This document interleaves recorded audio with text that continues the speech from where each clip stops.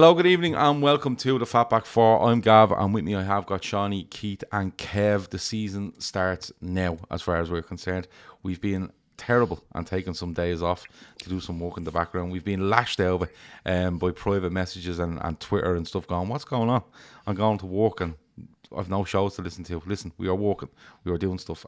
Jake Semester reckons that because of all the wins I won on the Open, courtesy of Joe Walsh, I just went drinking and suspended all shows. That is not true. I have been working. Keith will back me up, Seany will back me up, and I hope Kev will as well. Lads, it's great to be back. I think the season starts now because we're into proper pre-season games. We're a week away, less than a week away from the Charity Shield. And then a week after that, we're away to Fulham and it all kicks off. Keith, are you excited to be back? Are you excited to be getting closer and closer and closer to real meaningful? That's the third time I've tried that. Liverpool Got there football. in the end. I did, just about. Yeah, look, I've said it before, I don't mind the pre-season. I enjoy looking at all the content and the lads getting back training. I don't put too much emphasis on the games, certainly the early ones when people are losing their shit about Darwin Núñez, mainly rival fans. The same way I don't lose my shit when Núñez bags 4 against Leipzig, but I do look at it as, the games go on, the progression comes on, and I think, Liverpool are doing typical pre-season stuff. They're giving more minutes to the main men as the games go on, and we now know we're in Klopp's favourite part of pre-season, which is the Austrian tour, or used to be Evian, I think, didn't it? Like where he just gets them up the Alps and runs and cycles the bollocks off them. And the players just get sharper and sharper.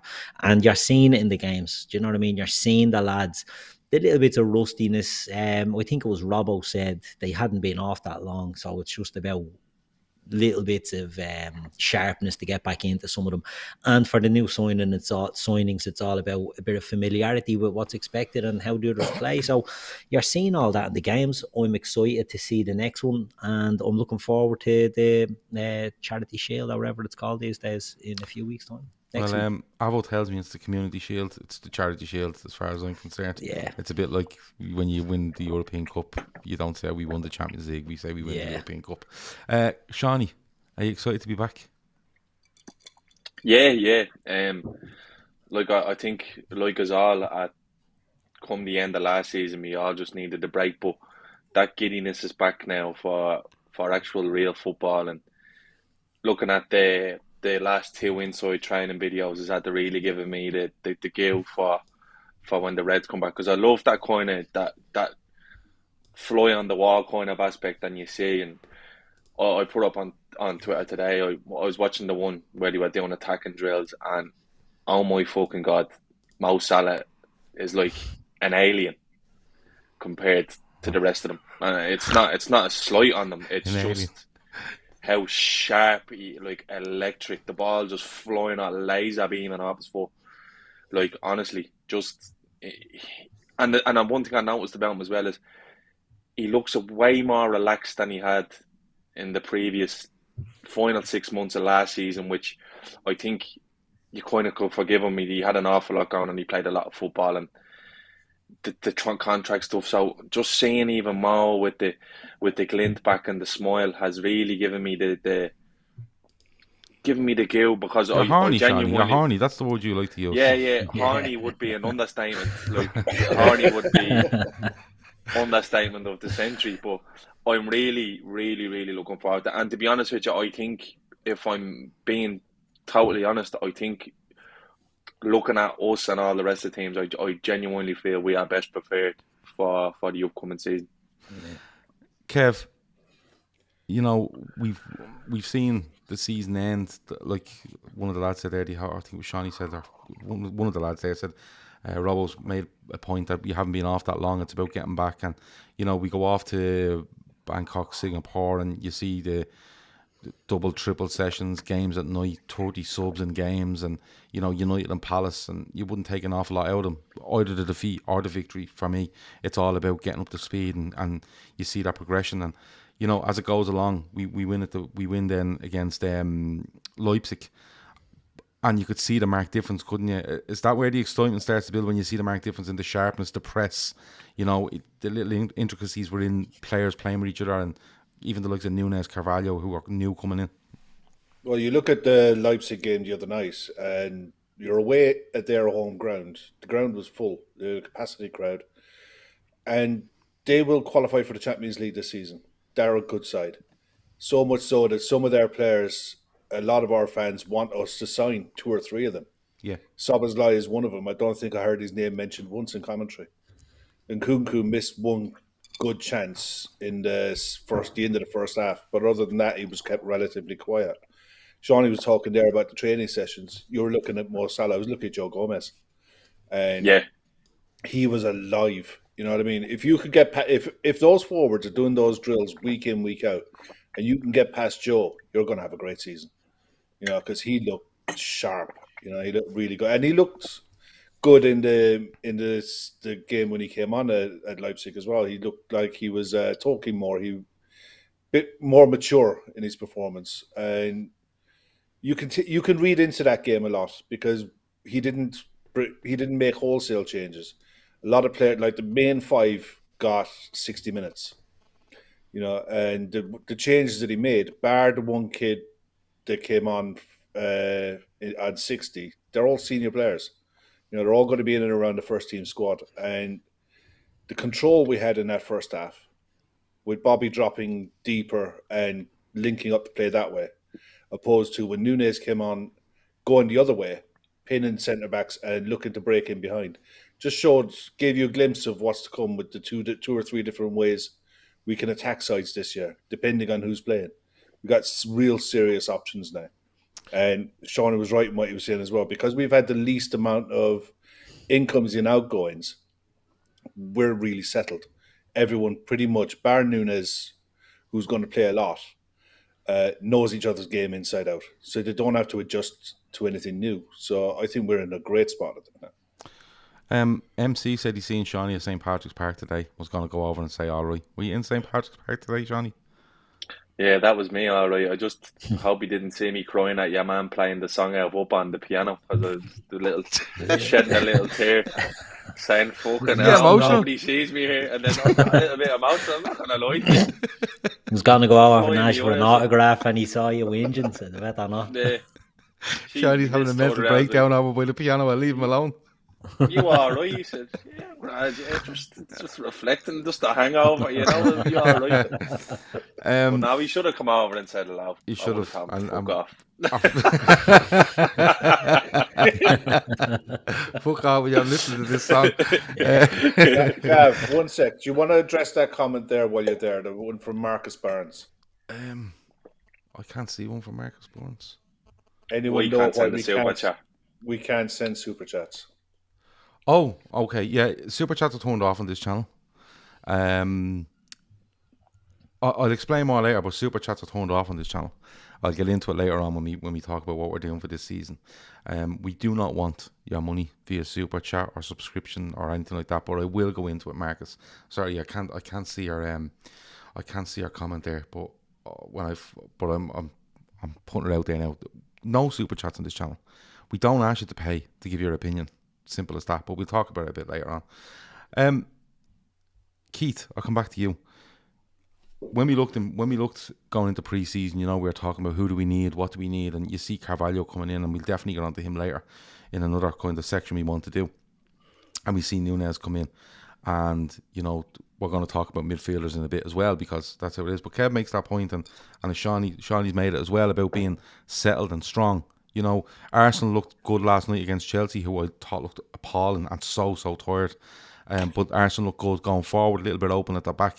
Spurs, I haven't seen much of the results, but they've been talked up massively because of the signings they've made, and they are good. United have brought in a couple, but still, when you look at that squad, it looks a bit short. City, Kev was saying to me beforehand, he reckons they've 19 senior players within their squad at the minute.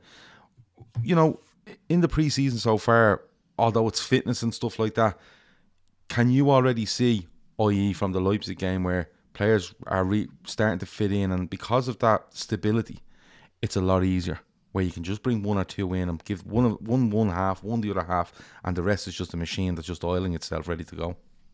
Yeah, I think that's the key for Liverpool. It is a machine. It's a well-oiled machine. People don't like to hear that, and they don't like when players get called system players and things like that. But Liverpool, as a unit, are probably greater than the sum of its parts. Do you know? And that sounds like it's doing them down. It's not. Look at Gini Wijnaldum going to PSG and not having a sniff. How many players leave Liverpool and just don't replicate their form when they leave? Because it is a well-oiled machine. I'm not getting put off. There's a super chat in there, Gav. What's going on? There's not. You just typed in super chat. It's all right. It's got me. If you have any super chats, just keep your money and give it to your man playing the piano and parties. Yeah, he deserved it. He deserved it. Tell him Gav sent you. Yeah. On behalf of the fella crying on the steps beside him. No, look, it's Liverpool are the machine. It's all about the system. It's all about Klopp. It's all about Pep Linders. It's all about Kravitzs. It's all about these boys that create this whole system and this way of playing that players will go in. Look, we'll probably come on to the incomings and that and what people think we need. And Klopp has it in his head. If we start this season now, he's good to go. Do you know what I mean? Like, he's happy with his lot, and he knows people don't like to hear Harvey Elliott being mentioned as a viable option in the midfield, but I think Harvey Elliott's been excellent. You know, I think there could be a lot of just honing up the first team. I mean, if we're going to pick a first team, right, for the first game of the season, if all lads are fit, right, you're looking at 3 of the back 4 are nailed on, and then just depends who you think your other centre-back is. Your midfield 3 is probably nailed on. And in my opinion, that'd be Fabinho, Thiago and Keita. And I think the front 3 will be, depending on the fitness of Núñez, will be Diaz, Núñez and Salah. So Liverpool are a very settled team and squad where, you know, we're never happy with what we have. And I think a couple of years ago when we got all the injuries at centre-back, I think it scarred a lot of people and we're all terrified of what if. But I think Jurgen Klopp would be happy that, you know, we start with, let's say, and I could be talking shit, I usually do. We start with those 3 in midfield: Fabinho, Naby, Thiago. You've Hendo then that can come in for Fabinho, which I think is where we'll see most of his time this year. I don't think we'll see him playing a lot of 8. You've Harvey Elliott and you've Curtis Jones, who are chomping at the bit as well to get in there. You've Carvalho, who looks like he can play there. Milner obviously is there to do the business. So there's bodies in there, and Klopp is happy with that. We always listen to what Klopp says and assume he's telling lies. And a lot of the time he's not telling lies, you know what I mean? When he said he'd rather work with the lads he has there, what's the point in blocking the progress of other players? If, you know, we have a squad that we're happy with, we won't do any business. And all the comments, you know, if you look at the comments, people dive on, oh, we're done, we're not going to sign this, we're not going to sign that. There's always a little caveat left that allows for a little bit of movement and wiggle room. So I just think Liverpool are in a good place. Sean, you said they're the best placed going into the season. I'd echo that. I think we're, you know, a team that just 1 or 2 signings to add to what we have. And when is the last time we've been like that? Manchester United for years, when we were all sort of watching them winning leagues, would bring in 1 or 2 bits of quality every year to add to a good squad. We'd be chasing our bollocks buying 5 or 6. Do you know what I mean? Into a first team. And we're not at that anymore. We're looking at, you know, 1 or 2. Right, we have a lot of contracts running down, and I think that's just the way football is moving that way now. A lot of players are going to run down contracts and look for the moves in that sense. But I think Liverpool are as well placed as they've been in my lifetime going into a season. Do you know what I mean? You lose Sadio Mane, how big a loss is that? Huge. But we won't know until the end of the season if it's a big loss, because how many times have we seen key players leave Liverpool and we've replaced them and we've gone on and done better, you know? So I think I know it's a cliche. I trust Klopp. I trust that he has a plan. He has an idea marked out what he wants to do, and that he's not leaving himself short, which, you know, a lot of people seem to think that he is. But look, I talk a lot of shit all the time, so I could be wrong. Shawnee, I want to get on to some ones to watch, and I include in the rest of pre-season if you want, or the league itself. Now, you can go for Salah, you can go for, you know, Diaz. We've seen Diaz in Liverpool's side. You can go for someone that's only arrived if you want.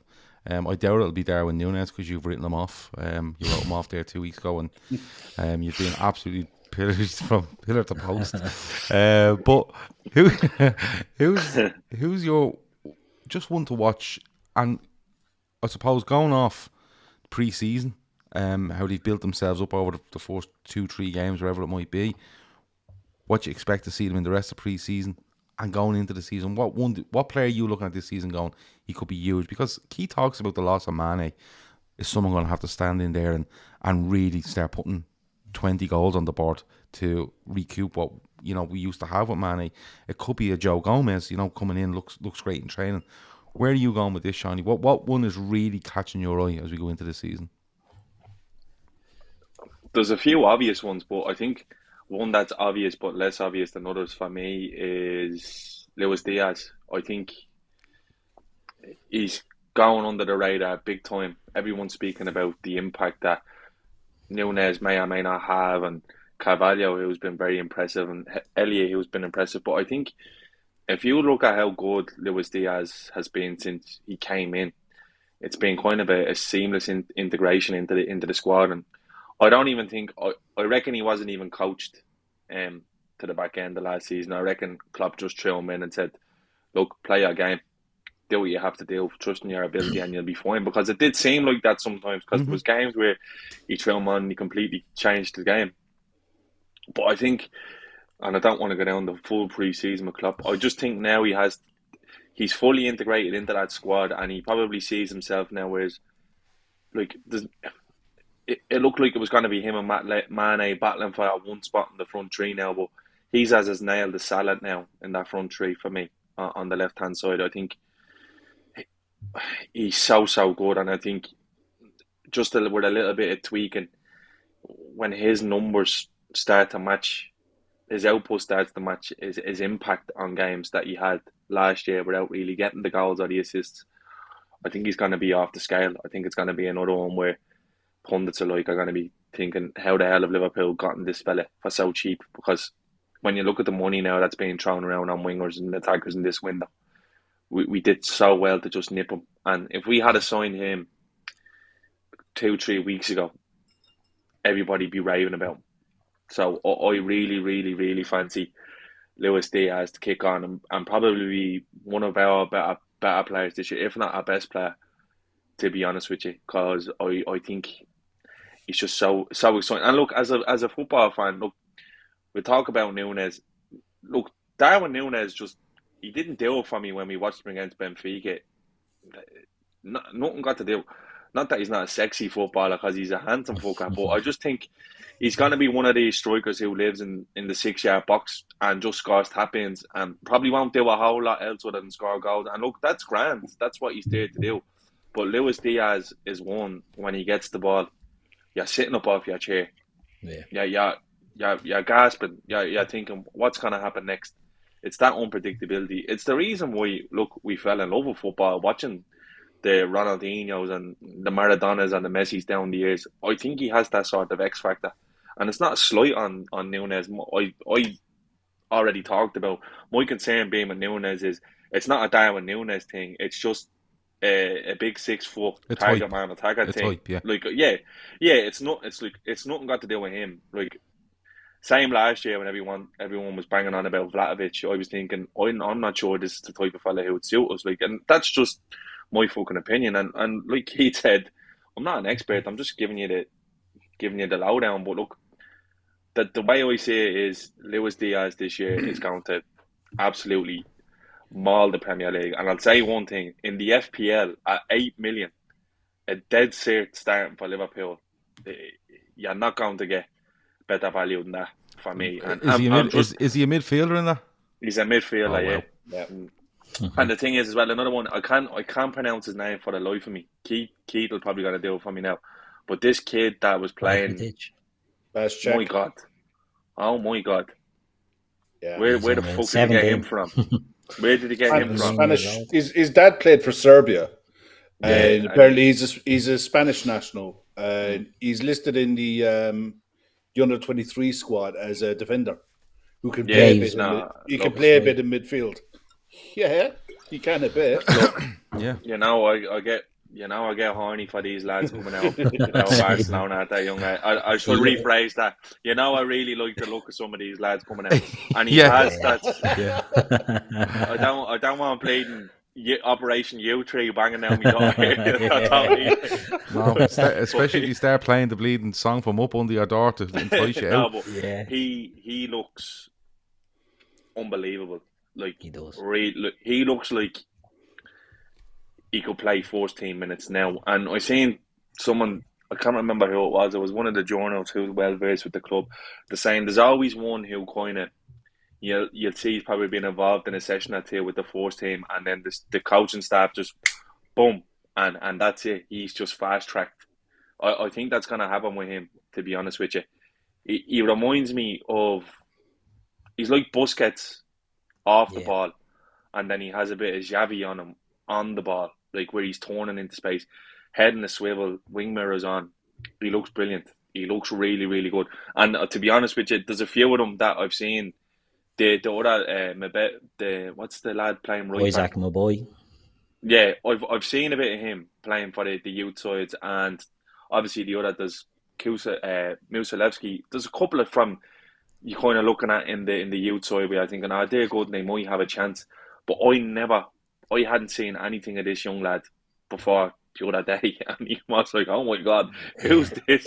And why is he playing the game like he's been in the team for the last 10, 15 years? And I'll say that that's just a product of what Liverpool are building at the moment, where you can just throw anyone in there now and you can tell it's system. Like Keith said, people don't like to hear it. It is a system thing. It's just, we're in unbelievable shape at the moment. And look, if that young player doesn't make it, we're going to end up selling them for millions to someone else. And that's just the beauty of it at the moment. Nothing seems to be going wrong with Liverpool at the moment. In terms of people saying about needing to bring one in, like... I'll get on to that. Yeah. I'll get on to that. Let's see. But look, that young lad, I can't say his name again because I've heard Bajetic. 20 different... Bajetic, yeah. We'll go with that. We'll go with that. I'll wait for someone to correct me. He looks really fucking good.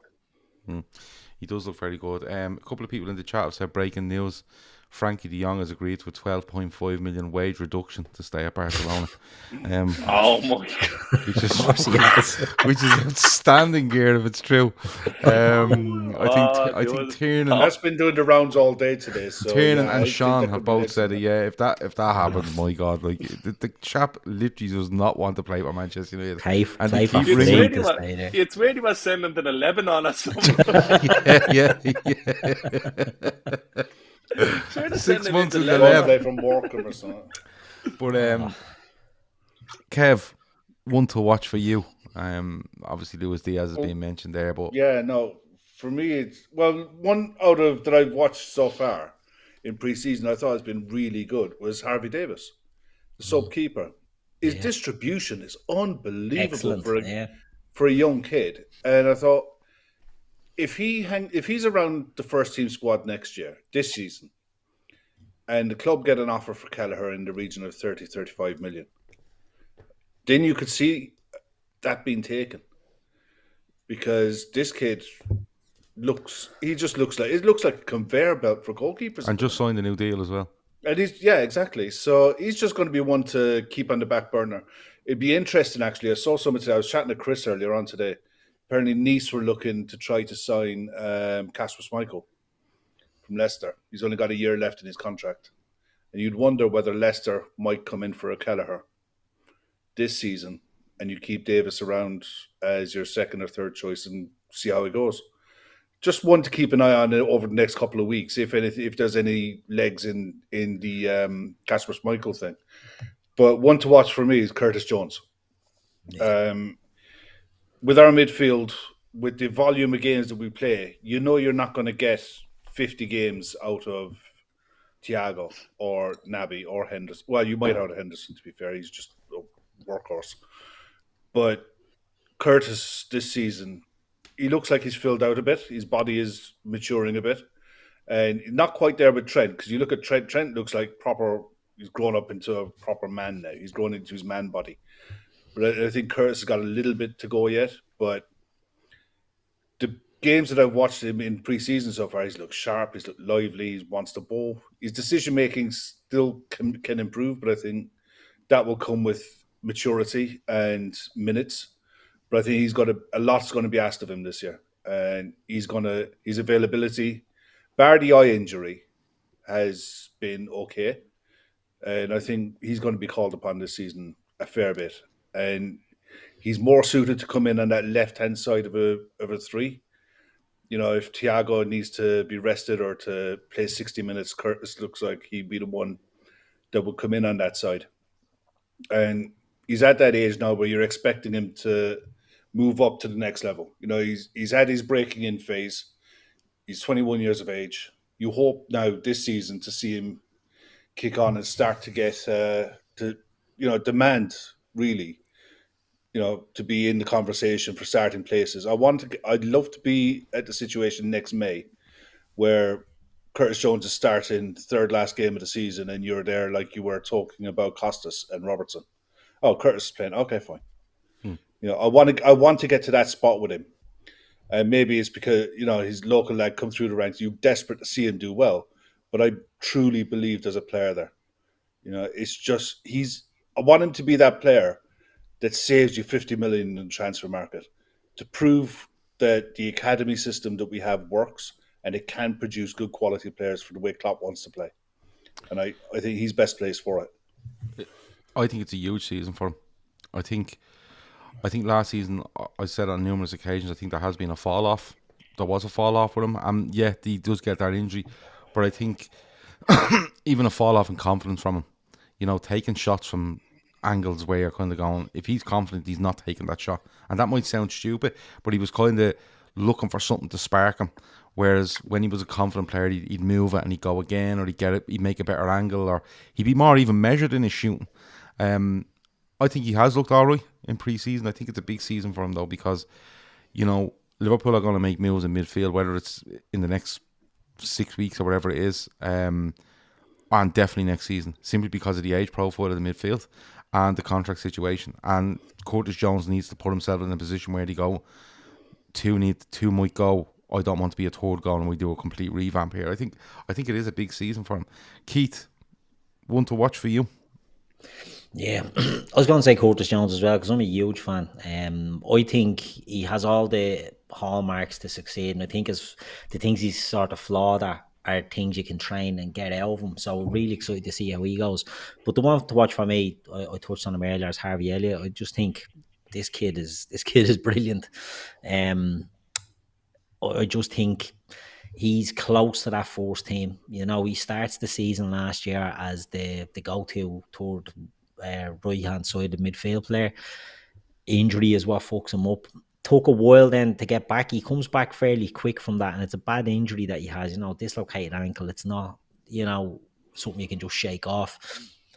But I keep mentioning it, we said it before, that Southampton game at the end of the season, himself, Curtis Jones, Bobby, all brilliant. All these players that are peripheral maybe and a bit on the outside looking in, stepped up and showed that they can play together. We've seen in the past when, it'd always be Fabinho, Hendo, and then one. But if you were playing, let's say, Fabinho, Ox, and Curtis, you knew there was going to be trouble.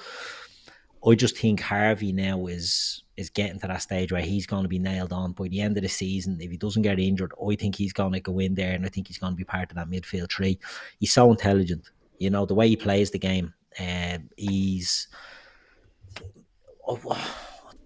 I don't want to say he's a bit of a street footballer about him. Do you know what I mean? Like he's got that sort of intelligence that he's a forward player. He came up as a forward player, but he's got that ability to play deeper. And this is a mad comparison.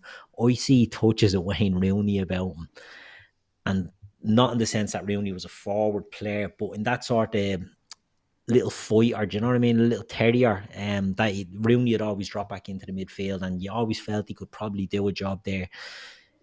Proved later on in his career he couldn't, but you know what I mean? That was when he was maybe a bit older and overweight. But I just think there's a touch of that about Harvey Elliott, that I think he has that bit of flair about him. And I think as this season progresses, I think he's going to be one that's going to be exciting a lot of fans. And something there that Kev touched on about Curtis Jones, you know, that we could get to the end of the season where Milner probably retires, let's say. You know, Naby's out of contract.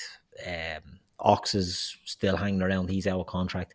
And these lads, you know, we might not be looking for that many players. Do you know what I mean? We might not need an overhaul of midfield. We just need these lads to make that step gradual. And I also seen your man's getting great reviews, isn't he? James Balagizi out on loan at Crawley, I think. Is he at Crawley? Yeah, he went on loan a couple of weeks ago, yeah. But he's playing the 6, plays in the number 6 role for them. And he was an attacking midfielder at Liverpool, or played wide, and he looked like he was an attacking sort of option. But he plays the 6 because I can't remember who the coach is there, but he had him at the England youth teams, and he plays him in that sitting midfield. And apparently he's shining there, you know. So it'll be interesting to see how some of these loan lads, you know, some of the loans are sort of getting parked until they're sold off. You know, it's a loan to get themselves a move.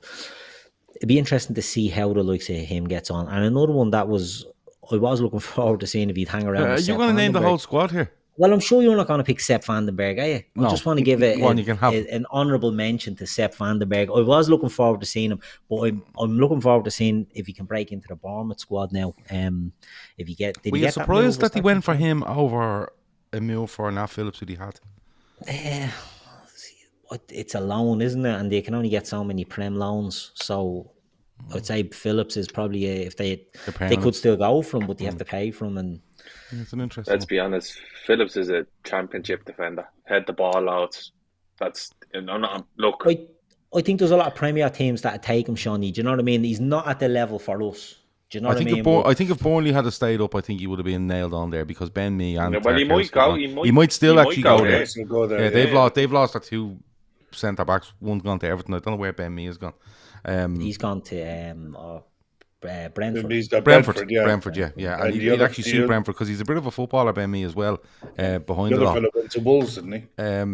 Who went to Wolves? There was the Irish fella. Name Collins. Name Collins. Yeah, they're all out the door. Yeah. I think it's really hard to pick one to watch, and I don't mean that and like they're not worth watching, but like when you look through it, I'm dying to see Trent this season. I think with that pace that we have and a Diaz that's going to be moulded into, I think very much like Mane was, and you see Trent in these preseason games, and he's literally standing in the middle of midfield. Like Fabinho's outball is the Trent who's in the middle of midfield. It's mad, and he's going to have so much room to hit balls. And Salah, Nunez, Diaz, Jota, whoever it might be. I think I'm dying to see him. Darwin Nunez is definitely one to watch because, you know, he's the big money signing. How will he get on? I think if he hits the ground running, he could absolutely just do mad things in the league. I really do. He just looks like that player that, not streaky, but I think when he gets going, I think he could be hard to stop. But the one for me over all of them is Fabio Carvalho. And, you know, I knew very little about this fella in probably January. And it was all talk about him coming, and I watched a bit, and Shawnee was telling me a bit about him, and I watched some videos, and I just loved his off the ball running. I loved the way he made that toe man, you know, that toe man running sort of move. But watching him in pre-season, I thought he might be a bit small. You know, he's small, he's nippy, but he has got strength. He has got pace. He's not afraid to get the ball. Like, he's not even looking at the ball when it comes to him. That's what, you know, as a young player coming into Liverpool, you think he'd be extra careful, making sure he doesn't put a step wrong, but he's not. He's so confident. The assist he gets the other night where he just heads it over that midfield and just leaves him for dead was unbelievable. And I think the reason I think he's probably the one to watch is because when you talk about all these formations for Liverpool, like 4-3-3, could he do 4-2-3-1, could he do 4-4-2, I could actually see him getting in the side. I think he's probably the one player that stands out where we love flexibility, but I think he's so flexible. Like, I could genuinely see him in a midfield 3 against a side who are 16, 17, 18 in the league at Anfield. Genuinely. I could see him off the left in a 4-3-3 in most games. And I could definitely see him in a 10 in a 4-2-3-1. I think Harvey Elliott is somewhere along that lines as well. But I think that pace that Carvalho has, it's just, I think he's been brilliant in this pre-season. In the little cameos he's made in Bangkok and Malaysia, wherever we were, Singapore. And then the other night, he's just a player that he excites me, but I already have loads of confidence in him. As a 19-year-old, I think the confidence in him is just off the scale. And I think he's genuinely going to be one to watch because he does not look out of place. A bit like Harvey Elliott doesn't look out of place, don't get me wrong. But Carvalho walking in there and just 3 games into his Liverpool career and he's heading balls over fellas in midfield and tearing through them. And against United, we get bashed against United. Sorry, I'll let you in now, Shawnee. We get bashed against United because we don't take our chances. We take our chances, that game could end 6-6. Let's be honest. Yeah. There was no pressing, there was no this, no that. But the runs he was making off the back of that United defence was unbelievable.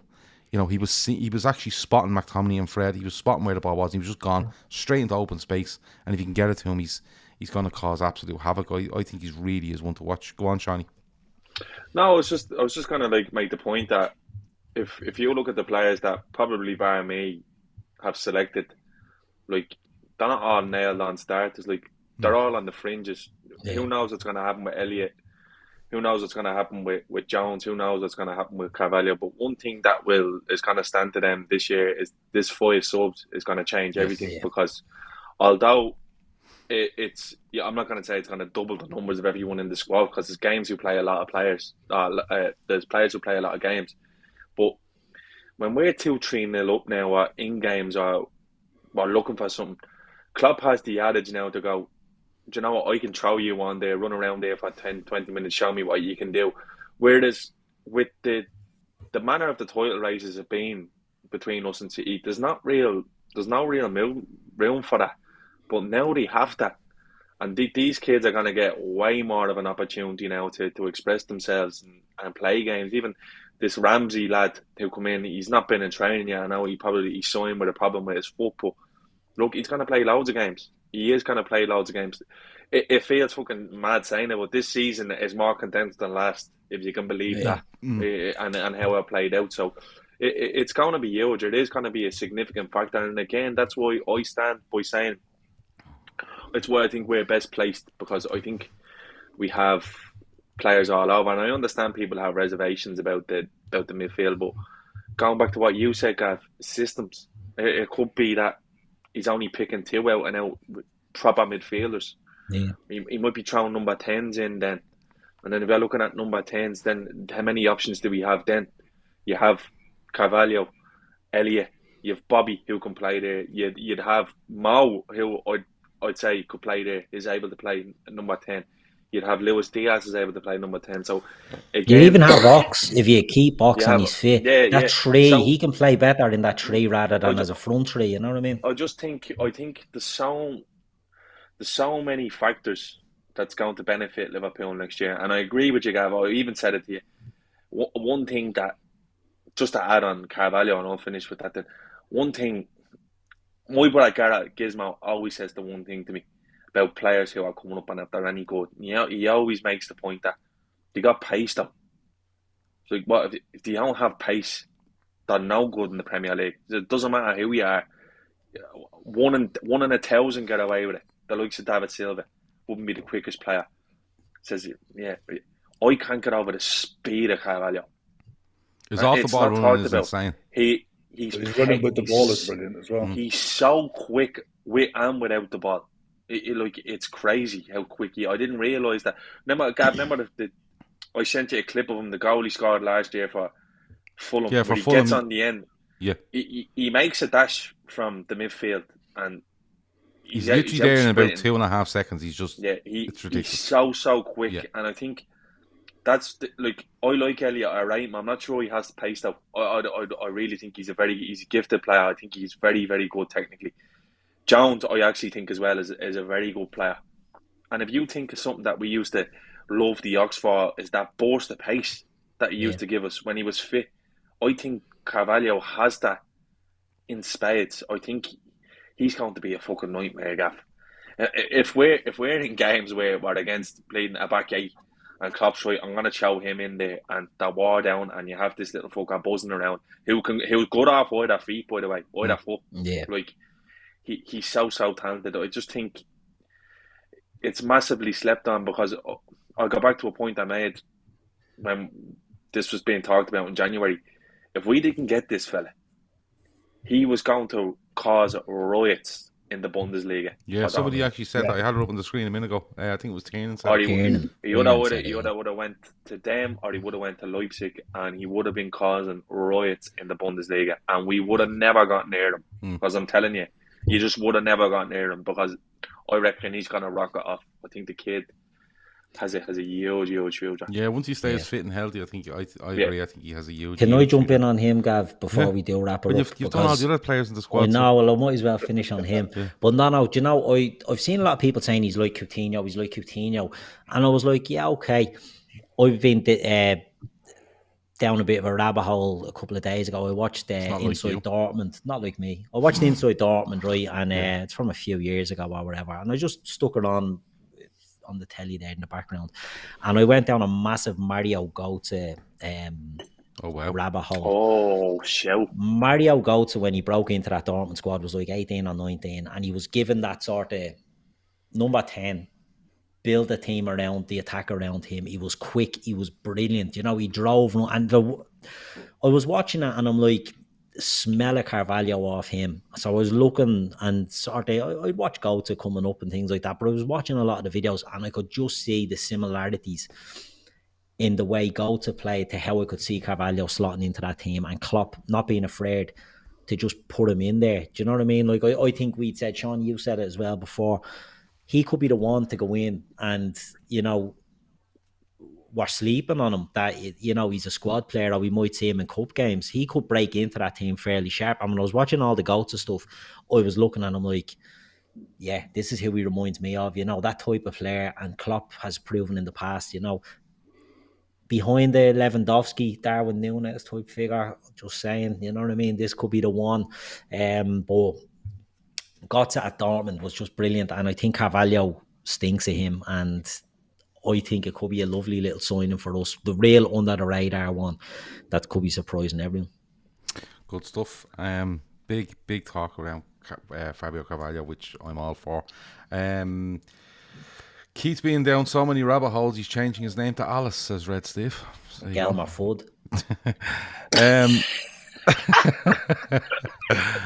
So I want to talk briefly on this, and we won't go too deep into it, but Klopp, I'll bring this up for you.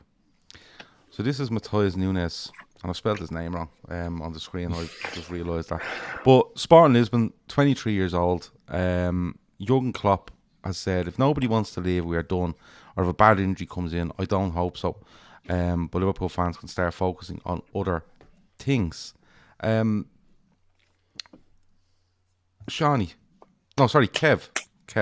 The midfield thing continues to rumble on, right? What do you make of it? Because I'm still of the opinion that I don't think you see someone come in unless you see somebody go out. I genuinely believe that. Are you of that feeling? I think it's no. Where we are. You have to be, because we have 27 players in the squad, assuming that there's 2 to go out. Sepp van den Berg would be 1, and Nat Phillips would be the second. That'll leave us with 25. I think if an offer came in for Naby, it would probably be considered. I don't think anything's going to come in for Ox now because of that injury. Mm-hmm. And anything that does come in is going to be derisory, so you may as well keep him anyway. So there's nowhere to fit him in unless someone goes physically. You physically don't have the numbers available to you to bring someone in without someone having to go. So that would be one I'd say that it could happen if we got an offer acceptable for Naby, or he doesn't renew. But I think he will renew, and there's no point in getting a player in just for the sake of it, especially when Sporting are talking 51 million euro. And with the best will in the world, he's not worth it. He's not worth that. He's a good player. He's a hybrid of John Moutinho and Ruben Neves. He plays in that for Sporting on the left side of midfield. He's not exactly the quickest, but he's technically very good. He's technically a gifted footballer who's got good passing range. He's comfortable on the ball. He's press resistant. This is a lovely phrase.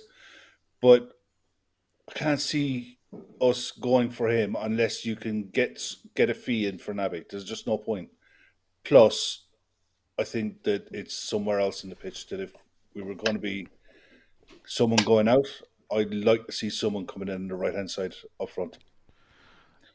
And I just don't...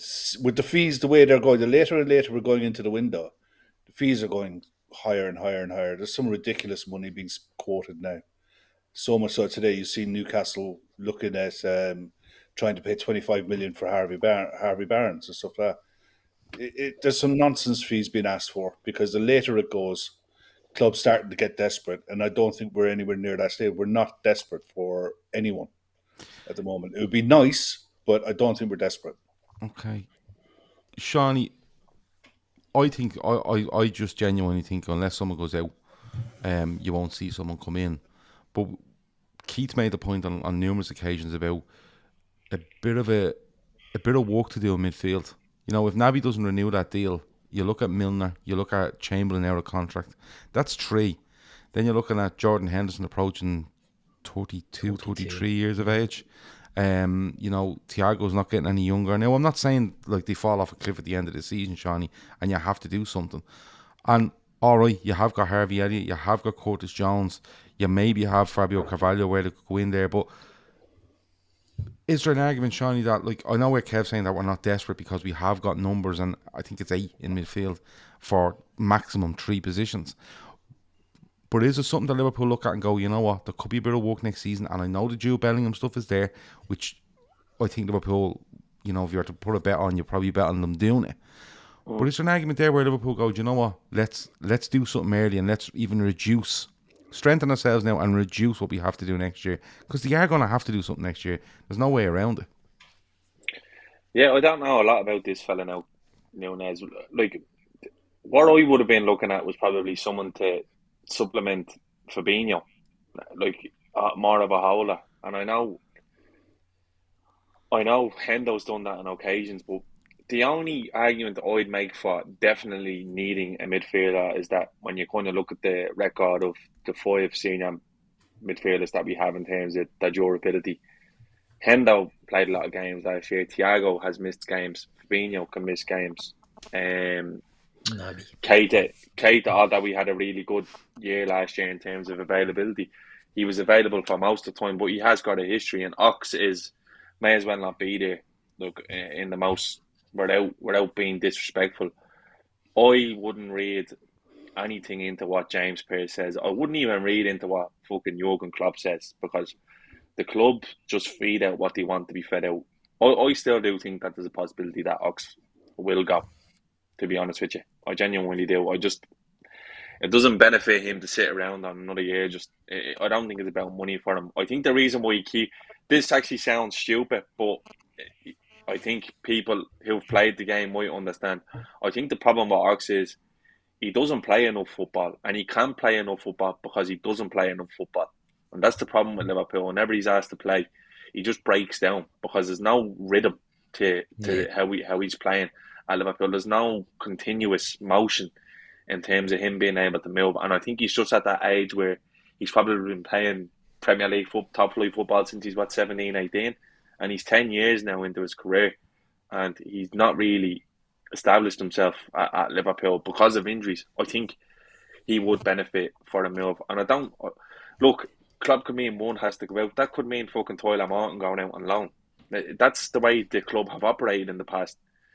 Remember, Karius was throwing him in the net against Tranmere, and the club line was Danny Ward was going to get a stint at number 1, and at the same day they agreed a fucking world record fee for about 20 minutes for Alisson, because then Chelsea signed Kepa. So these things do change, and the club will be looking at everything. The only thing we can absolutely guarantee, and it's come out now, it's been said, because Romano even said it. I know people don't really...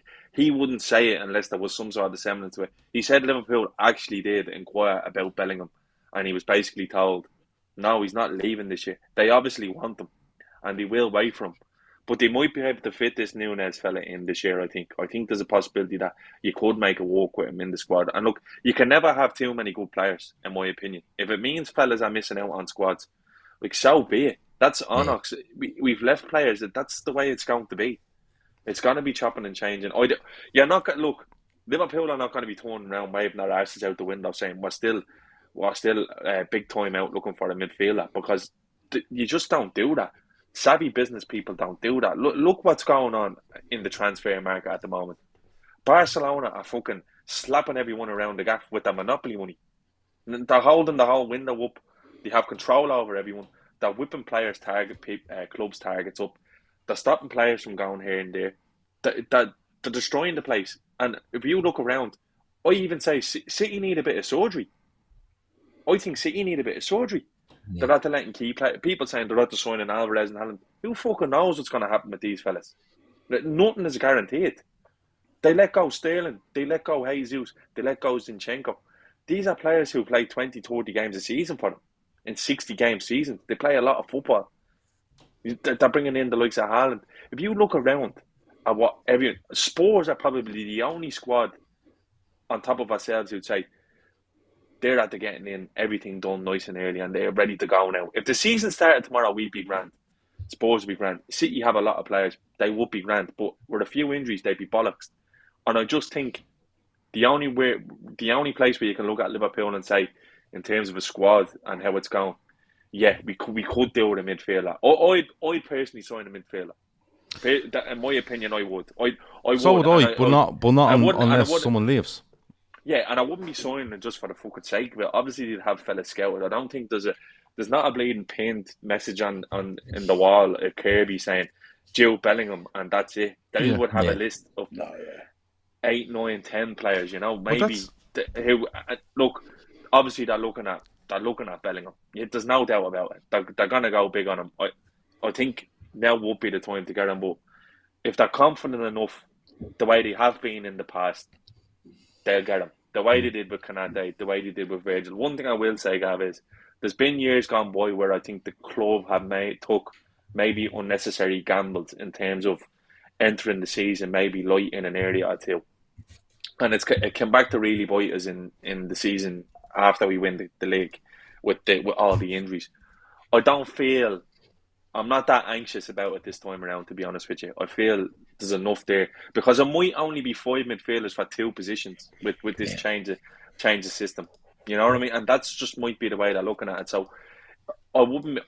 It sounds like I'm fence sitting a bit, but to make it very clear, I would sign a midfielder, to be honest with you, because I'm of the idea you can never have too many good players. And I think if it got to October, November, and you needed to rest legs, and you're bringing someone in like this lad Nunes, who I believe is very good, I think we'd only benefit from that. So, look, let's see what way it goes. I still think we're very, very well set up. I think there's clubs who would bite their hands off now to be in Liverpool's position, even City, because they got work to do. They don't seem to be able to budge on Cucurella. They can't really throw money around. They can't really throw money around because they are being watched. You look at Chelsea. When would it? If Abramovich was there would have been no players getting snapped out underneath the nose because there wouldn't have been no negotiation because they just throw fucking money on it. But Chelsea are in a new world now. They have to negotiate. Yeah, look, they are proving that they're willing to pay big for players, but they have to negotiate now. And when they're negotiating, they're getting caught. They got caught with Rafinha. They're getting caught again with Koundé. And they still need 2 centre-halves. I know they signed Koulibaly. I still think they need another 2. I'm not sure they have it. So look around. There's no need to panic. The window will roll on. And as Kev says, the premiums are just going to go up the later in the window it goes. And for that very reason is why I see Ox going. Because I think towards the back end of the window, I don't know how bad his injury is. I don't know what how long it's going to keep. I don't know how long. I don't know how long it's going to keep him out for. I don't know whether it's a grade 1, 2 or 3 tier. Yeah. But I think when it gets to the back end of this window and the West Hams, the Southamptons of this league are still looking for players to bring in, and they're going around these big clubs in Europe trying to take their best players, and then they realise they're being priced out of these moves. There is going to be an Alex Oxlade-Chamberlain sitting at Liverpool there who I reckon would be readily available for 8 to 10 million. I think Liverpool would take Yeah, I him, to think be that. honest with you. Oh, easy. And I think that's exactly what way it could play out, because when there's fucking all of this money going around transfer window, there is bargains to be made, and Klopp is not going to be turning around and saying, "Well, here, look, Chamberlain's in the shop window, so if you want them." You just gotta play smart, and that's exactly what we'll do. I think somebody will look towards the end of the window at a Knox and maybe buy. And in the same way, West Ham nicked Lingard on loan that time. That's all it takes. It could be something just like that. Not a loan move. Obviously, you'll have to leave now, but I would not count anything out, because look what happened in January. Liverpool aren't interested in anybody, and fucking lo and behold, Spurs went in and rattled the cage for Luis Diaz, and Liverpool goes, right, there's their opportunity now to nick him. That could happen again. Where they're monitoring a player and they see someone's at the agreeing a fee for him, and Liverpool go, do you know what, at that we should be bringing him in now because he's one that we want. And it can just happen like that, Gav, and I think that's probably what happen. Yeah, the only thing I'd say, I just go on, Kev. Sorry, no. The only thing I'd ask is, how long do you wait for Naby to confirm his thing? And not only that, how long do you wait for an Oxlade-Chamberlain decision? If it's kind of known that he will leave, how long do you wait? Because if you're playing the game where you're waiting for him to leave to bring somebody in, you don't want to leave it till the 25th or 26th of August, because that's when you get stung money-wise, because the likes of Sporting Lisbon turn around and go, well, there's only 6 days to go here. We want 60 million now. It'll be interesting. Loads of chat about Bellingham in the chat.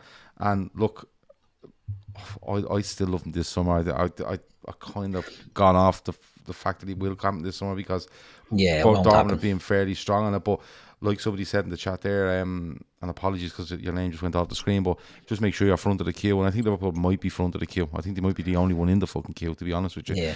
Keith, I think the door's possibly closed on the queue, to be honest with you. Yeah, Keith, do you know where we are? When you go to the bank now and you press the button, and you have to go through a door, and you have to wait for the other door to close before you press the button. We're in that little block, and everyone else is outside the bank going, will you press the fucking button so we can get in this side? I can't until the other one opens. Yeah, there's loads of gesturing at banks, isn't there? There's loads of gesturing in all at banks. It's great. But Keith, just on this, like Shawnee said there, you can't just buy for the sake of buying, right? Yeah. If you were to make a move and say, right, Matthias Nunes, and then you are looking at Bellingham, does that double signing over 12 months suit what we're looking to do? What does Nunes come in and do? Like, is he similar to somebody in our squad? Because I think Bellingham, to me, looks like the fella that over time takes over from Henderson in the right of a tree. And he's just deadly there. And is Nunes the one on the left for you? He is. He's Thiago. That's the type of player he is. He's like Thiago. Okay. He's press resistant. He good passer of the ball. He's excellent. He's brilliant. I think Shawnee hit the nail on the head there when you were saying about, Luis Diaz. We weren't going to do anything, and he's on our list, and Spurs made a bid for him. 2 clubs that are linked with Matthias Nunes are absolute smell of want off them and desperation are Chelsea and Manchester United. Man United have lost out on Frankie de Jong apparently. They will bid for Matthias Nunes, or else they'll just bid for someone else off Ajax. Chelsea will look, if they can't get business done, they will look at Matthias Nunes. And Shawnee nailed it there. They're not just throwing down money. Todd Bowley is the director of football at the moment. So it's not even like a new owner comes in, leaves it to the football people and says, look, you go and get that done. He's the negotiator. So if they make a bid, if either of these clubs make a bid, if Nunes is a genuine target for Liverpool and one of them mooching around them, I think Liverpool jump in on it and take him. I think he's excellent. I think he's absolutely brilliant. I think he's the type of player that would suit us. And I do see him as a Thiago sort of, not replacement, but the heir apparent to Thiago. Pep Guardiola said he was one of the best midfielders in the world when they played City. Now City played and humped them in fairness, but he singled out Nunes as one of the best midfield players in the world after it. So, he's an excellent player. He'd suit us down to the ground. And look, he's a great age, and it's just the next phase of rebuilding your midfield. One thing about Bellingham, again, I risk turning inside Dortmund into me new going to Brentford and never stop talking about it. But in that inside Dortmund, they showed a clip where I think it was Michael Zorc was talking. It was a few of the directors, and they were talking about Jadon Sancho. He says Manchester United have bid for Jadon Sancho, and we've told them he's not available this summer. And they, he said this summer, and that's the key. Dortmund aren't a club that'll not sell a player, but if they don't want to sell a player, they leave that door open, and they'll say, look, he's not available this summer. And it's the exact same thing we're hearing about Jude Bellingham. Now, the Sancho thing rumbled on because United then tried to act the maggot and not pay the money and thought he could negotiate. If Anthony, you've learned with Dortmund, you don't negotiate. You just go in, you do the business. The player's available, you go in and do it. And I think if Liverpool can do Núñez this summer and Bellingham next summer, and you look at the age profile of the midfielders that we have there, the senior guys, and you look at the young lads coming through, I wouldn't be surprised to see us do Núñez now and then Bellingham, and then you might be able to take a flyer on a younger player that could play in the sixth. Do you know what I mean? That So could be Núñez does make sense, not as an alternative to Bellingham. It makes sense in a squad building exercise over 12 months for you. So. Yeah, Okay. I think 100%. I think because a lot of people were saying about sign Barella and sign Bellingham. That didn't make sense to me, even though you could play them, but I think he's very similar to what Bellingham does. Maybe less energy, but the Núñez link and the Bellingham link, I look at that and I see opportunities in that team that they slot straight in there. You know what I mean? That they go into the team and it strengthens things. Do you know what I mean? Whereas I found with Barella, it was sort of, yeah, okay, he's a great player, but I'd see him as an alternative to Bellingham, maybe more so than with Bellingham. And I just think Liverpool, I think Seany said it, or Kev, they're so far down that track now that it's not even a track that it's. Yeah. So it's not an alternative, Keith. It's I think it's that complements the squad. I think it's you do this, you do that. We've said it all along. There's a lot of work to do, and I see it in the chat there. A lot of talk of Juventus bid for Bobby. Right? He's not forward, but would selling Bobby mean they'll say, "Well, fuck it, we'll bring in a midfielder now"? Do you know what I mean? Like if we've enough players that can play the forward positions. Carvalho can play a forward position more so than the midfield, and we bring in a midfielder. There's a lot of variables still to happen, but as we said all along, these talks of Liverpool being finished, there's always the little caveat unless something changes, and that could be something small. Yeah, I remember the day Jurgen Klopp was denying we had interest in Thiago, and the next day we signed Thiago, which was great stuff. Right, we better get out of here in the next few minutes, but this is what we have coming up. So Wednesday, Salzburg in a friendly. Saturday, Man City. Charity Shield.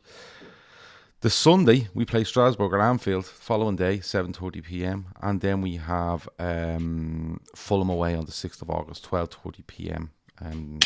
With the second game in the Premier League game. It's a Friday night game to kick it off, I think. But Kev, coming to you,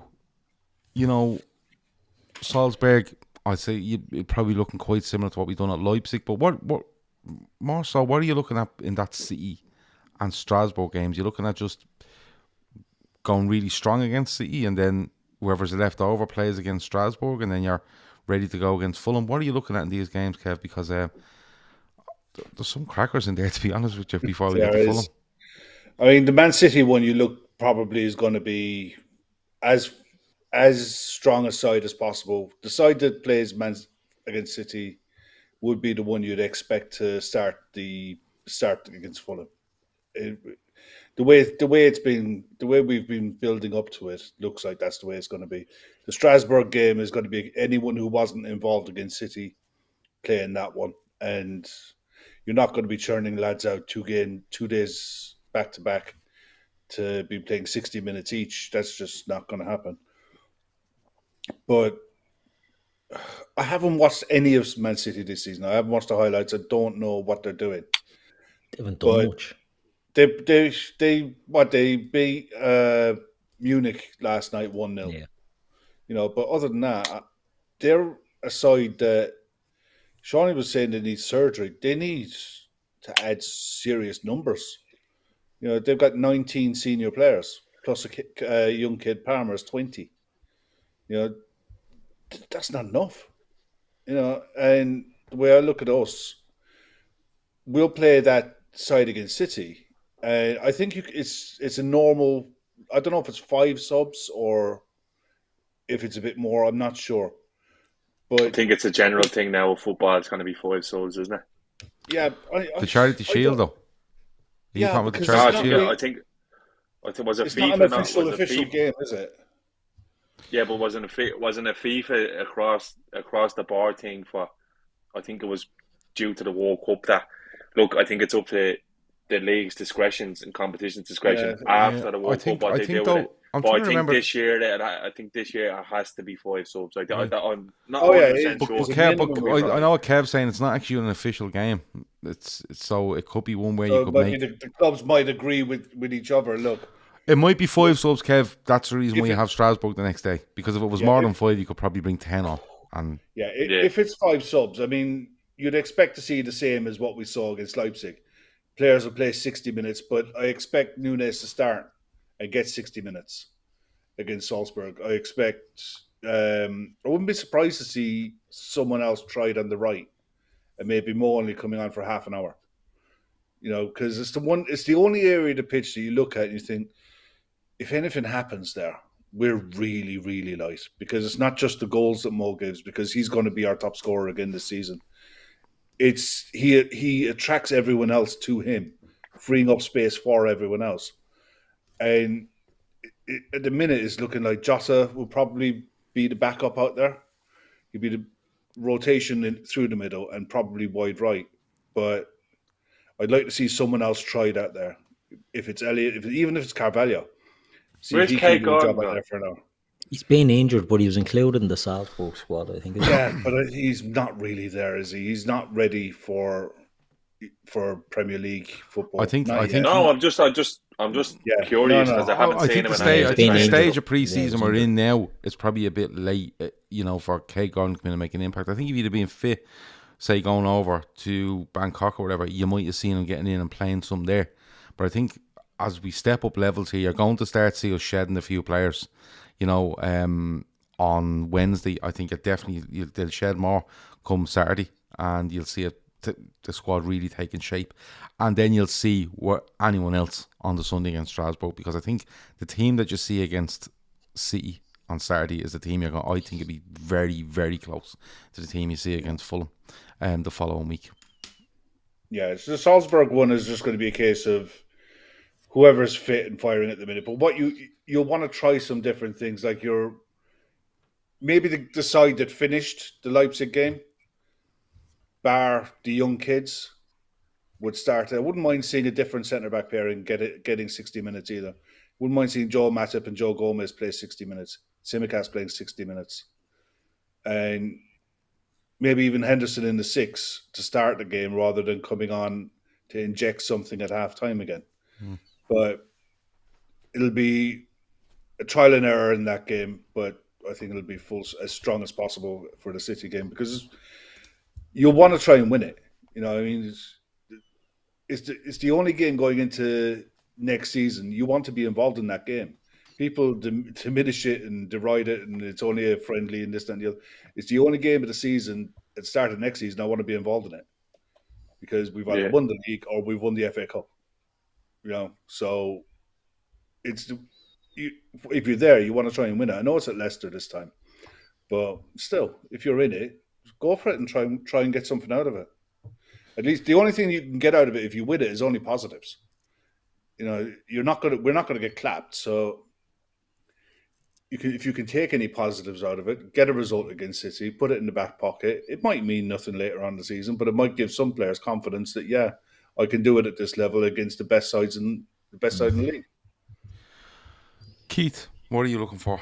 Are you just looking for more of a build-up, something very familiar come City next weekend, and then very similar again to that for Fulham the following weekend? Yeah, I think the way it's, we saw glimpses at Leipzig, that lads, strong team will go out and then he'll make changes for the players that are sort of touching on that first team will get at least a half. And I think what we'll see is what he wants to see at Fulham will probably do 60 minutes against Salzburg. I think will start against Man City And I think it'll be, as Kev said, so 5 subs means 16 lads will be playing. It still leaves you a good squad to play against Strasbourg. You know, you could be, for example, you could be looking at Harvey Davis or whoever plays in goal. Probably be Adrian against Strasbourg. You're looking at Simicas, Milner. Well, Milner might get on in that 5 subs, he usually does. But you could be looking at even Gomez and Phillips, our centre back, played in one of the games as well. Lads that won't get a game in the midfield, there'll be Milner, there'll be available. There'll be so many good players. I don't think it'll be a team of kids. I think it'll be a mix. It'll be a lot of the younger guys. Kate Gordon might get his minutes, for example, against Strasbourg. But I think it'll be a decent enough team, and I think it's all now about fine-tuning the lads for Fulham. Man City is a big one. Kev's right. You want to be in that game, even though fans might deride it. You're in there because you're either winning one of them, or it has been the case if City won both, we came runners up, we played them. But it means you're there or thereabouts. And you go in there and, well, look, the result ultimately doesn't matter, but psychologically, if you can bloody the nose of your main rival, and Man City will think the same thing, if you can do that, it's always a good marker to get. So I'm interested to see. I think Salzburg, we will see. I think we see Nunes play 60, Darwin in Salzburg, and I think if he does, I think that's a sign that they're looking to get him up to shape into that starting team. Just the way the other players are at the moment. Jota's not going to be back in time. Bobby's done well in pre-season, but I just think we'll start to see the main first team that he wants to start the season starting to feature a bit more, which has been a hallmark. I mean, you said it, Gav, the Man United game, 32 players or something we played in that game. Yeah, I think it was 32. It's crazy. They all played at 30 minutes and we only done 2 keepers or something. That's the first game. The second game was a little bit less, and then less and less. And that's the way Liverpool, they're not fools. Klopp actually loves pre-season, you know what I mean? He loves getting players into shape. He loves working on it when you don't have meaningful games. You know what I mean? He loves to be able to get them onto the training ground and do the hard work now. And you always see the benefits of that when the season rolls in. So I expect to see a strong team against Salzburg for at least an hour. And then I think you'll see the proposed starting team for Fulham starting against Man City, and then a semi-decent team against Strasbourg. But it's all just about getting minutes into legs now, getting used to shape, getting fitness, getting sharpness, and that's all we can ask for. Yeah. Shawnee, do you think he knows the starting 11 for City and starting 11 for Fulham, and now it's just, as we've seen the progression through pre-season and them getting sharper, and for me the press in particular has just got better and better as the games have gone on. Is it just a case of fine-tuning now? And no injuries, just... That's all that pre-season is, Gav, to be honest with you. Then all you can really hope for is there is, come the Fulham game, that we have all of our best players to choose from. And I think that's all Klopp will be thinking about, to be honest with you, because the work looks out for itself. I don't think you'll ever have to question the players applying themselves or anything like that, because they're just all pre-programmed to do as these coaches tell him, and he knows that he doesn't have to worry about that stuff. So I think that the only thing Klopp will be worrying about now is who's he going to have available for Fulham. I think that's exactly how we look at it, because contrary to belief, and when I say belief, I mean Twitter and social media, these pre-season games don't matter a fucking jot, to be honest with you. There's going to be knee-jerk one way or the other. If anything happens after Salzburg, if anything happens against Man City, there's going to be mad knee-jerk. There's going to be inflammatory videos made by channels across the board.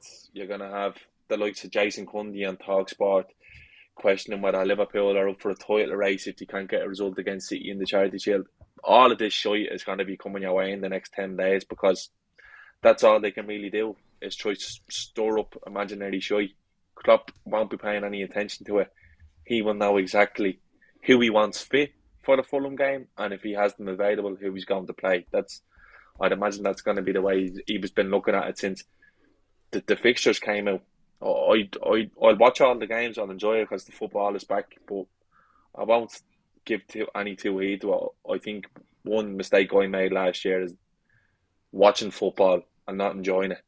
Like, just watching it and hoping for a result, and only being happy if the result came in, because I didn't enjoy any of the back end of last year because you got chewing your fingers off watching the football, and I don't think that's the way to enjoy it. Just chill out. I think you have to brace honestly, yourself, Shawnee, because I think you might be doing the same again this season. no, honestly, Gav, the night of the Champions League final this year, I came home after the game and I was going, what's the fucking point of enjoying the Villarreal games and the let the go aways in the group stage if you're just going to be like that when it gets to the final, where you're not even going to fucking bother watching the match because your nerves are gone, and that can't be helped.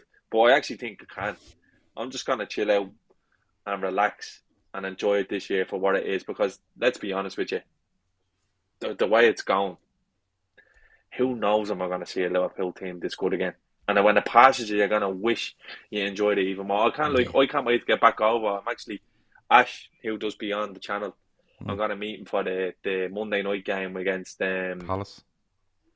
So I'm heading over to Liverpool. So yeah, I can't wait to just get back over again and be enjoying it. And even back here now, Sunday night, it's been a bit crap when there's no football to talk about.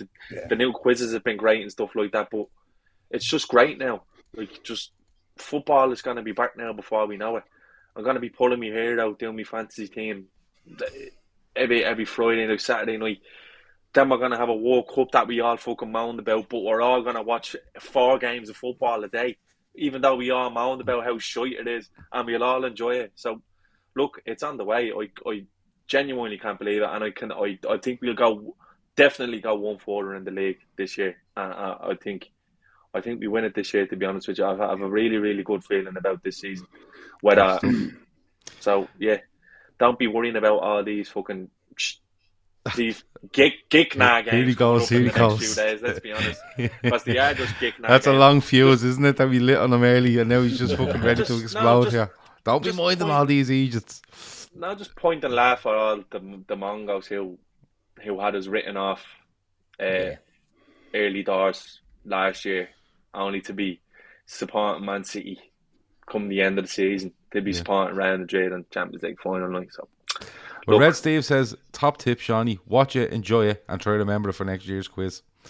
There you go. Yay, that's a show. But I can't watch and enjoy it, and if it's next year's quiz, Gab's going to be asking you, bleed, what number the left back ball in the 1962 bleeding. Well, more to come on the quiz. I'll come to it in a minute. So it's going to be great.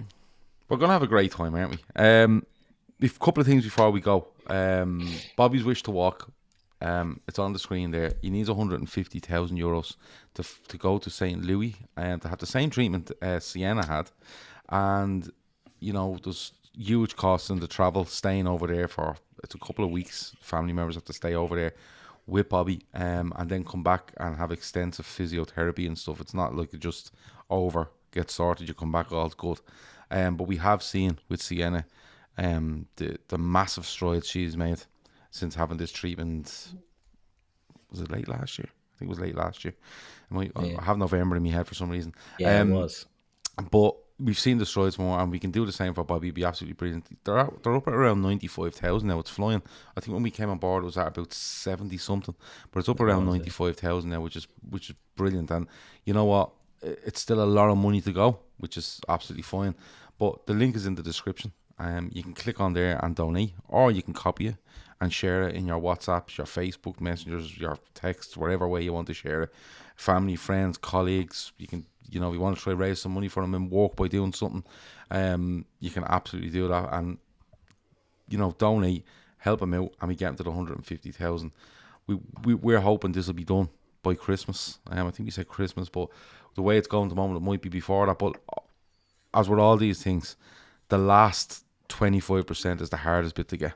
You know, it loses, and it kind of loses some momentum, and you know, honestly, people get sick of listening about it. That's what happens. Like, let's call a spade, but we make no apologies for it. We're going to keep pushing Bobby every day on this channel, on every show. You're going to see his face. You're going to see all the details. You're going to get told about the details.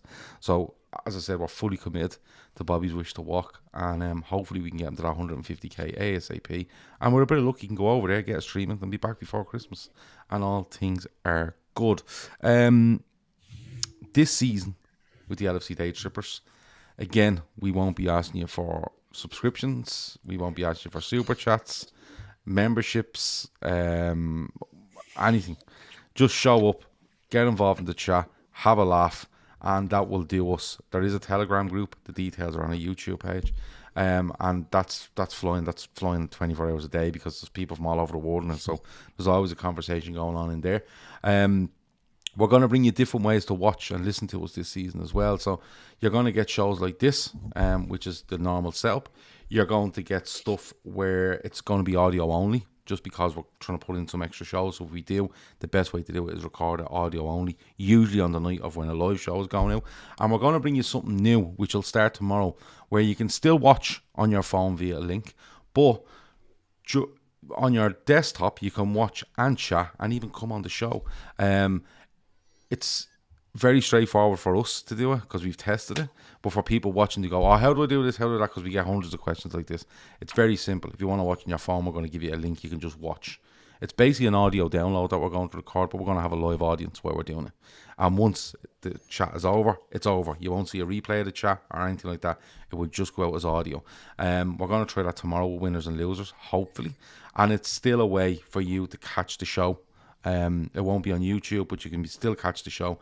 Throw it up on your phone via a link, or if you want to chat, the live chat is available to people on a desktop, or I think it might work on a tablet, but definitely a desktop.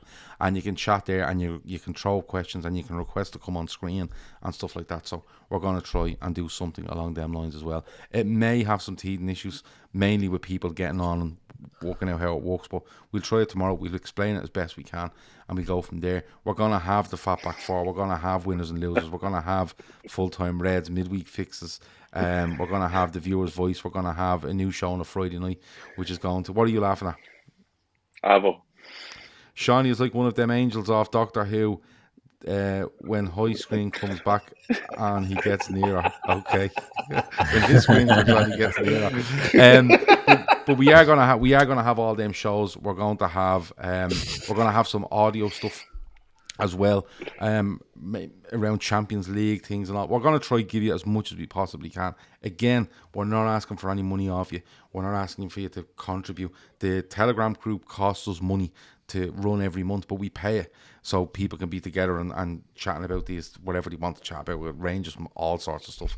So, yeah, that's the way the season's going to go. We're going to do everything again completely free. We're going to give it as much as we possibly can, and then we'll see where we are come the end of the season. So again, we won't be asking for subscribers, likes, whatever else. All we're asking is to come along, enjoy it, be nice to each other, have a laugh, and we get through the season and see how we get on. Keith. Oh, the rest of the week, sorry. Before I get to Keith. Winners and losers tomorrow. The quiz will be on Tuesday because Liverpool play Wednesday. On Wednesday, we will have full-time Reds. Thursday, we will be having a viewer's voice, but we're going to probably do that audio thing. We'll see how it works. And Friday, are we starting this new show Friday, Kev? We are. Yeah, that we new are, show yeah. on Friday is basically going to be all about the Premier League, but there's loads of fancy football stuff in there as well. And then we'll be back on Saturday with a full-time Reds for the Charity Shield, and Sunday we will do the Fatback 4, but we'll be talking about Strasbourg and stuff like that as well. Keith, anything else before we go? No, nothing else, Gav. No? Very quiet, yeah. What have you been listening I was to in this IKEA week? yesterday, right? I was in IKEA yesterday, and I've had a bleeding nightmare. Got the apartment painted right, great, looks great, lovely. Smell of paint, great. I love the smell of all paint, that. yeah. Went to IKEA yesterday at 9:30, right? Went out there with the missus and the two kids, and we're strolling around, getting all the shit. Got some of what we needed to get, but then it didn't all fit in the car, so came home. I had to go back out. Oh, well. I'd say I spent about bleeding 8 hours in IKEA yesterday, right? So came home and had to order a bed, right? But it's a fucking Ottoman bed. You know these lifty up jobs? Honest to God, I'm not, just before we came on, about 4 hours trying to make the fucking thing. I'm about halfway through it. And I don't mind making IKEA stuff. I'm decent at it. I get it up quickly enough. You know what I mean? This thing is a fucking nightmare. Yeah, So Keith, it's only- I put a wardrobe up during the week, and I'm having to put plasters on the thing and all. It's falling apart there beside me. I was literally, I swear to God, I was going to wreck the place. I nearly put a hammer through it. I'd fallen out with my neighbours and all, telling them to fuck off, shouting out the window at them. So I was screwing and banging at 10:30. Screwing and banging at 2:30, good man. That's the second. 10:30. half dead. Laszlo says it's needlessly complicated. Very Gav. It's not complicated whatsoever. It's very straightforward. The only complication comes is when people don't listen or read stuff and then just keep asking us Gav, if questions. you showed up at Laszlo's door and done it on his phone for him and be moaning about it, so don't be fucking moaning. Because I rang the bell twice. Yeah. Yeah, he's always giving out. Kev, anything else before we go? Nah, mate. It sounds like back to normal now. Nice, long, full week. Loads of content. Loads of stuff going on. Just 2 weeks to go now. It's literally now TikTok now. The real football is about to start. Can't wait. I can't wait either. And I can't wait to really do look loads of forward to shows and on loads of different ways of doing it and loads more work. The usual. Just more and more work. But I can't wait to do it either. Shawnee, anything else before we go? Yeah, if anyone has a spare bag of Phillips screw heads off of Vihalis IKEA wardrobes, let us know. ONO will pay cash. Will collect because meet you by the piano in St. Patrick's Park for the handover. Yeah, exactly. Yeah, just give me a shout and we can sort it out because it's falling apart here beside me. Pretty like me emotionally come March after saying I'm not going to be going after saying you're going to take it easy. Mid-November studying the run-in. 13 sleeps now until the football's back, or Costa Simicas no sleeps because looking at that fella's eyelids, he hasn't had a wink since he saw it for Liverpool. So he needs a good lie down, all good to go. That's it. That has been the Fatback 4 for tonight. 1 hour and 30 minutes, and we've nailed it for 1 hour 30 minutes, which is good. As I said, loads of shows coming through the week. Some will be on YouTube, some will be audio, some will be a hybrid of them. But we'll still have loads of stuff thrown up on socials and loads of ways of getting it. But every show you will be able to download. So if you're downloading, make sure you hit the review button on whatever app you're on. Give us a 5-star review, and it gets more people listening to it and stuff like that. So go and do that. Shawnee, Keith, Kev, it's been an absolute pleasure. Everyone in the chat, it's been an absolute pleasure. And we'll talk to you soon. Over and out.